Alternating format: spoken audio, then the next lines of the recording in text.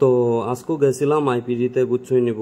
তো একজন পেশেন্টের সাথে মাতের কি না মাতের, চলো দেখি। একজন পেশেন্টের সাথে মাতবো, একটা রোগ নিয়ে, সেটা চলো চলো চলো চলো চলো তাড়াতাড়ি চলো।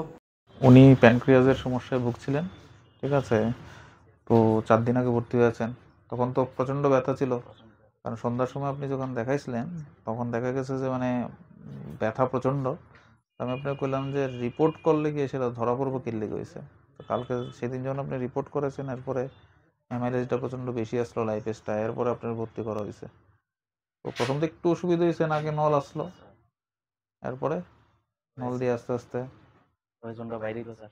হ্যাঁ, পয়জন বলতে মেইনলি কি, মানে যেটা পয়জন কয় এটা জাস্ট লোকের উদ্দেশ্যে, যেটা বাইল অ্যাসিডটা যে থাকে এটা বাইরে আর কি, গ্যাস্ট্রিক জুস বা পাকস্থলী যেটা থাকে এটা বাইরে। কারণ প্যানক্রিয়াটাইটিসে কি হয়, স্মল ইন্টেস্টাইনটা না কাজ করে না, তো পেটে প্রচণ্ড এই গ্যাস্ট্রিক জুস বা বাইল অ্যাসিড যেটি জমতে থাকে, তো এটি রাইলস টিউব দিয়ে নাকে বাইর করতে লাগে, তাইলে গিয়ে অ্যাবডোমেনটা অনেক রিল্যাক্স হয় আর কি। তো প্রথম তো একটু অসুবিধা হয়েছে, আপনি পরের দিন কইতেছিলেন যে মনে হয় সুস্থ হয়ে গেছে, তখন আমি আপনার কইছিলাম যে প্যানক্রিয়াস ঠিক হইতে একটু সময় লাগে। তাই আর প্রথম দিন আপনি তো খাইতে পারছেন না, ঠিক আছে, খালি স্যালাইন চলে। প্যানক্রিয়াসে খুব বেশি ওষুধ লাগে না, মেইন হইতেছে স্যালাইন। যেমন রাইলস টিউব দিয়ে সেটা যখন সাকশন করা হয়, এর সঙ্গে রিঙ্গাল ল্যাকটেট ফ্লুইড দিতে লাগে, খুব স্পিডে ফ্লুইড দিতে লাগে, মানে পার ডেতে প্রায় 2.5 থেকে 3 লিটার ফ্লুইড চলে, ঠিক আছে। এই ফ্লুইডটাই এক ধরনের ট্রিটমেন্ট, এর মধ্যে কোনো এক্সট্রা অ্যান্টিবায়োটিক বা বিশেষ কিছু লাগে না। হালকা এরকম প্যান্টোপ্রাজল ইঞ্জেকশন লাগে, যেগুলো অ্যাসিড সিক্রেশনটা কমায়, আর রিঙ্গাল ল্যাকটেট লাগে। আর মাঝে মধ্যে বেশি ব্যথা হইলে ব্যথার ওষুধ দিতে লাগে। অনেক সময় আমরা ইঞ্জেকশনের মাধ্যমে দিই, অনেক সময় ট্যাবলেট দিই।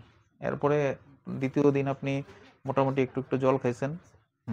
আর তারপরে ওই যেরকম ভাবে স্যার অ্যাডভাইস করছেন সেরকম ভাবেই হুম হুম তো যেহেতু প্যানক্রিয়াসের পেশেন্ট নর্মাল ডাইট টলারেট করতে পারে না, তো আমরা এরকম হাফ ডাইজেস্টেড প্রোটিন পাউডার দিই প্রথম একদিন, ঠিক আছে। এটি সেমি এলিমেন্টাল ডাইট কয়।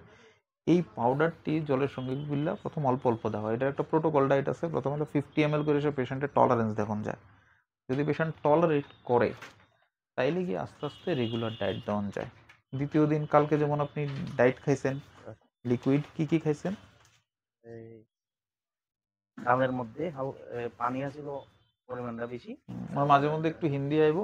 উনি আগে ইয়েতে কি কাজ করতেন জানি, আগে না সিআরপিএফ আছে না? হ্যাঁ, সিআরপিএফ, ঠিক আছে, বাংলা হিন্দিতে মিলে। হ্যাঁ, কন হুম ওই হাফ বয়েল আছিল, বয়েলের সাথে একটু পানি আছিল, হ্যাঁ পরে একদম আস্তে আস্তে ধীরে ধীরে ডাইটটা চেঞ্জ হইতে হইতে একটু হার্ডের দিকে গেল আর কি। তো আজকে অব্দি আমি খিচুড়ি, দুপুরে লাঞ্চে খিচুড়ি খেলাম। তো ডায়েটিশিয়ান বাবু, আপনি কি ডাইট প্রথম আমরা দেওয়া যায় বা কি রেস্ট্রিক্টেড থাকে অ্যাকিউট প্যানক্রিয়াটাইটিসে? স্যার প্রথমত স্যার প্রথম দিন তো কিছুই হয়নি, সেকেন্ড ডে থেকে এই লিকুইড টেস্ট শুরু হয়েছিল। তো মিড মর্নিং এ সাপ্লিমেন্ট তো চলছিল টিডিএস করে। তো এই মিড মর্নিং এর দিকে হাই প্রোটিন এই লিকুইড ডাইট ছিল, ডাল স্যুপটা, এবং ব্রেকফাস্টের মধ্যে অয়েল খাওয়া যায় না পেশেন্টের? হ্যাঁ, অয়েল টোটালি ফ্রি থাকবে। আমাদের আরেকজন ডায়েটিশিয়ান আছে ম্যাডাম, এবং সঙ্গে এই ইভিনিং এর মধ্যে পাম্পি জুস দিয়েছিল, আপেল জুসটা। আজ থেকে ওনার ডাইটটা আপডেট করা হয়েছে, এই সেমি সলিডে পরিবর্তিত হলো, টলারেন্স বুঝে আর কি কতটুকু, ঠিক আছে। এর মধ্যে যদি পেশেন্টের ব্যথা বাড়ে বা যদি মনে হয় যে ভমিটিং করছে, তাহলে আমরা ডাইট আবার একটু গ্যাপ দিতে লাগে। এর মধ্যে মেইনলি কি মানুষের মনে হচ্ছে যে মানে প্যানক্রিয়াসে কি একদম অয়েললেস খেতে হয় না, এমন কোনো অয়েল আছে যেটা পেশেন্ট খেতে পারে, এটাও একটা কনফিউশন হয় মোস্টলি। তো মোস্টলি কী হয়, প্যানক্রিয়াসের পেশেন্টের অ্যাকিউট প্যানক্রিয়াটাইটিসেও একদম অয়েল ফ্রি খাওয়া ভালো আর কি, ফ্যাট না। কিন্তু আবার ক্রনিক প্যানক্রিয়াটাইটিসে কিন্তু একটু ডিফারেন্ট। আমরা যেহেতু ক্রনিক প্যানক্রিয়াটাইটিসে পেশেন্টে কি ওয়েট লস হয়, ঠিক আছে, একদম ক্যাচেকটিক হয়ে যায়, বোন মাস কমে যায়, মাসেল মাস কমে যায়, তখন কিন্তু আমরা পেশেন্টকে খেতে বলি। তখন সবচেয়ে ভালো হচ্ছে কুকিং অয়েল হিসেবে ইউজ করা হচ্ছে কোকোনাট অয়েল।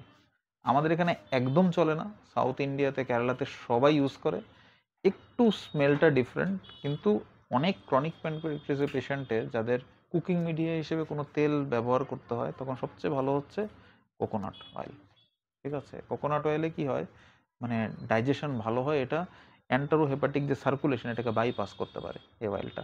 তাই ক্রনিক প্যানক্রিয়াটাইটিসের পেশেন্টে কিন্তু কুকিং মিডিয়া হিসেবে কোকোনাট অয়েল ইজ বেটার।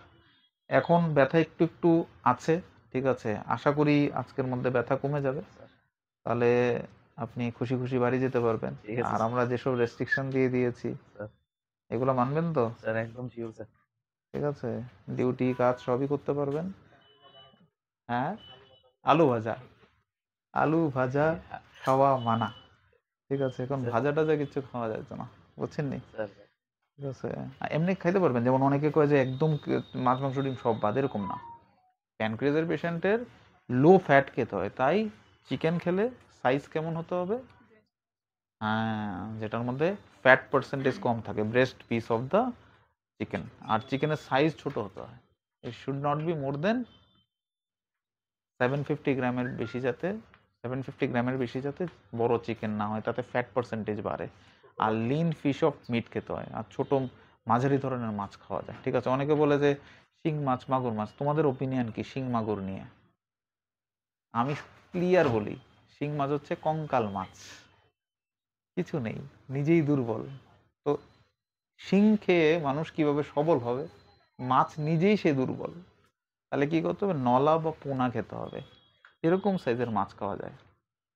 রুই মাছের নলা মাছ, পোনা মাছ, এগুলো হচ্ছে এটার মধ্যে প্রোটিন থাকে কিন্তু ফ্যাট কম থাকে, তাই। বা এগ হোয়াইট খাওয়া যায়, বা যারা একদম ভেজিটেরিয়ান ওনারা ইয়োগার্ট খেতে পারেন। অনেকে বলে দই আর ইয়োগার্ট আলাদা নাকি? ইয়েস, প্রোবায়োটিক রিচ দইকে ইয়োগার্ট বলে, ঠিক আছে, তাই ইয়োগার্ট একটু ডিফারেন্ট। বা টোফু পনির খেতে পারে, ঠিক আছে, কার্ড থেকে প্রসেসড করা হয়, এটা খুব ভালো ধরনের প্রোটিনের সোর্স যারা ভেজিটেরিয়ান।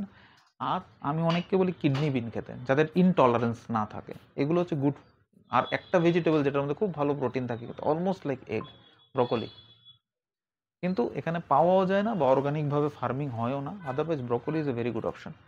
তাই ঠিক আছে, প্যানক্রিয়াসের পেশেন্ট সম্পর্কে আমরা মোটামুটি আজকে কিছু কিছু চর্চা করেছি। পেশেন্টের ইমিডিয়েট ট্রিটমেন্ট থেকে শুরু করে রিসেন্ট ডায়েট, এবং মাঝে মধ্যে আমরা ট্রিটমেন্ট নিয়েও কিছু কথা বলেছি। আশা করি আপনি ভালো থাকবেন। ধন্যবাদ।